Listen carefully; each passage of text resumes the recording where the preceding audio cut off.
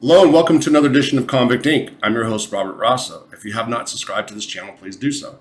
If you like this video, please push like and share with your family, friends, neighbors, enemies, etc. Oh man, and I got my work shirt on. So this is the first time, old shirt, whatever, I was outside. This is the first time I'm using the webcam to do a video.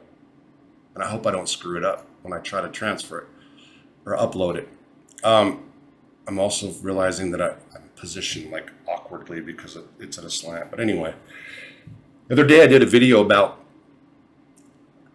correctional staff, a food service worker, staff member at Butner FCI 2 got busted for doing some drugs, bringing in contraband. And also, I told you that the guy, name was Bombay, nickname, alleged that the officer also tried to put a hit out on him.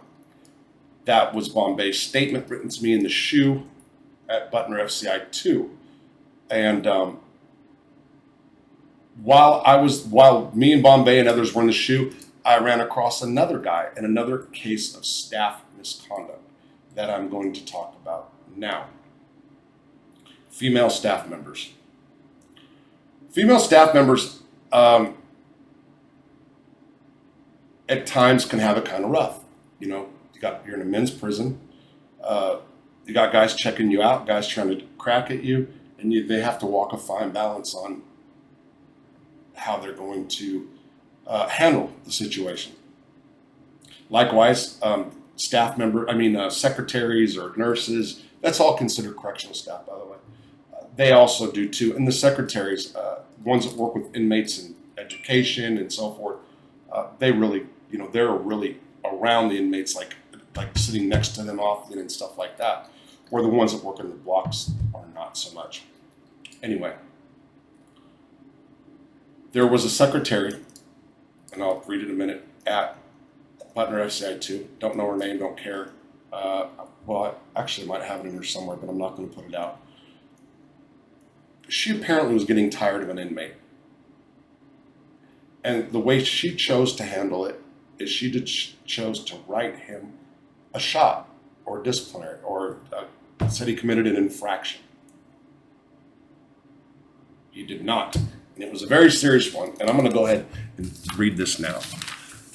The title of this, so this was going to be put on one of my websites. Don't know which one, or written for somebody back in the day. It never went up.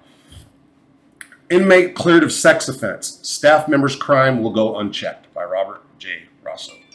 On May 29, 2012, in the Butner Federal Correctional Institution 2, a secretary working in the psychology department was securing the doors when she noticed inmate Daryl Cunningham standing in the hallway staring at her. According to an incident report later written by this secretary, this quote, inmate Cunningham had his shirt untucked, pants unzipped with his hands in the front of his pants, moving in an up and down motion over his crotch penis area. I stated to him, "What are you doing? What are you looking at? Don't stare at me with your hands in your pants." Close quote. The secretary then claimed that Cunningham replied, "You can't tell me what I can and can't look at." That was his statement. That's what she said. Moments later, the secretary called for assistance and Cunningham was escorted to the special housing unit, i.e. shoe or hole. When a federal inmate is accused of engaging in prohibited acts, they are formally charged with an incident report or a shot, an indictment of sorts that states the charges against them and triggers the beginning of their due process rights. Upon being served a shot, a lieutenant advises inmates of their rights, affords them the opportunity to make a statement, then policy mandates that they must be brought before a unit disciplinary committee or UDC within 72 hours. Once in front of the UDC, they are able to plead guilty or present a defense, which includes giving statements, providing documents, and or calling witnesses. If, however, the charges are serious, the UDC must forward or refer the shot to the disciplinary hearing officer, DHO. One person, the DHO, who acts as judge and jury, kangaroo court, head of the kangaroo court. Some of them are good, I'm just kidding. Anyway, let me go on. After being brought to the shoe or hole, inmate Daryl Cunningham was charged with, quote, engaging in a sexual act and insolence towards staff. the former being a sex offense. However, and let me stop right here. So what I missed when I wrote this is technically when you get locked up, within a short period of time, the lieutenant on duty will come and serve the shot to you once the staff member gives him the copy. So staff member who sees you doing the prohibited act writes you up, brings it to the lieutenant's office. If the inmate is in general population, the lieutenant will call him into the office. If the inmate is already in the shoe, he'll go to the shoe and he'll deliver it. Here's your shoe. He'll read it to you, ask you to read it, and he'll say, do you have any questions? Do you want to make a statement? Blah, blah, blah. Okay, that's what happened here. A shoe lieutenant was serving the shot to Cunningham, and Cunningham stated that the cameras would clear him of any wrongdoing. The lady used to be my boss, and she just don't like me, Cunningham told the lieutenant. Go rewind the camera, and you'll see what's up. I was tucking my shirt in. Sure enough, both the shoe lieutenant and a member of the UDC reviewed the tapes, and Cunningham was telling the truth. No sexual act did occur. Nothing. She was lying. She falsified a document. She falsified a federal document. That was a crime, no matter which way you want to look at it. At his UDC hearing, so this is what happens. This was considered a series shot, 1 or 200 series. So it's 100, 200, 300. 300, a UDC can hear it unless there's 3 or more in a year. So this was a series shot, so no matter what the UDC saw, they had to refer it to the DHO. So we had to go in front of the DHO guy or girl, men or women, or whatever, or it, or he, she, and all these different, anyway. The DHO, at his DHO hearing, Cunningham was cleared of engaging in the sexual act but found guilty of insolence toward staff. I don't get it, said Cunningham. How can they find me guilty of cussing her out when they saw a camera that she lied? The lady falsified an incident report and tried to make and label me as a sex offender. And this is true. This is right. So they found him guilty of saying, I don't, whatever, I can look anywhere I want. And maybe he did say that. Probably did. And maybe he was stalking her and she got tired of it. That could be very possible. That happens a lot. Happens a lot where guys will walk up on a woman working and they'll pull out their thing and they'll just start fucking hitting it. That happens a lot. They're called gunners. There's a bunch of different names. And my wife, don't stop looking at partnerships. Okay. Anyway, so he was booked for insolence to staff.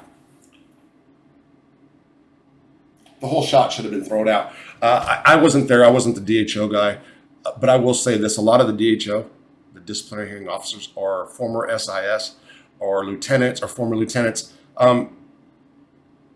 worked in, intelligence in the prison, maybe have a biased opinion. Very few or don't have their mind predetermined. They know what's going to happen when you go in there. So this guy obviously knew the DHO, I'm sure, beforehand that this lady was telling the truth. But to save face and to not show that she was lying or falsified a federal document, they had to say that one of the things she said was right. Well, she could have been making a mistake when she saw him tucking in his shirt and said he was doing this, but her ears didn't lie, basically. By the way, the DHO goes by a standard called the greater weight of the evidence. You've heard of proof beyond a reasonable doubt.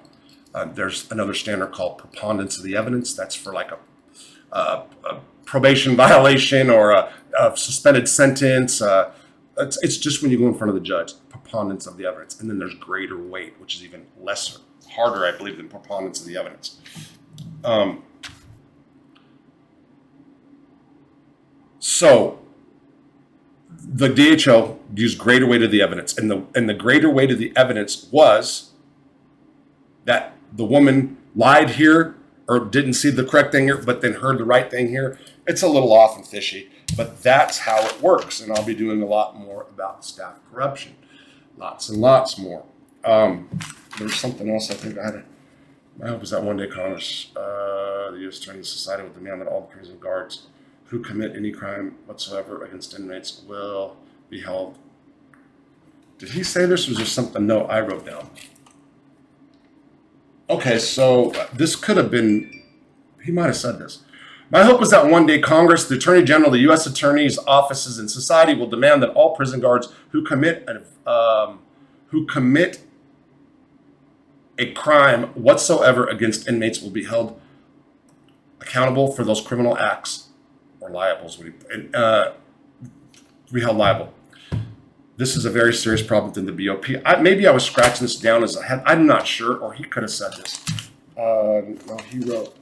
Anyway, that's true, and that goes with the theme of what I've been saying. Excuse me. What I've been saying about staff corruption and whatever.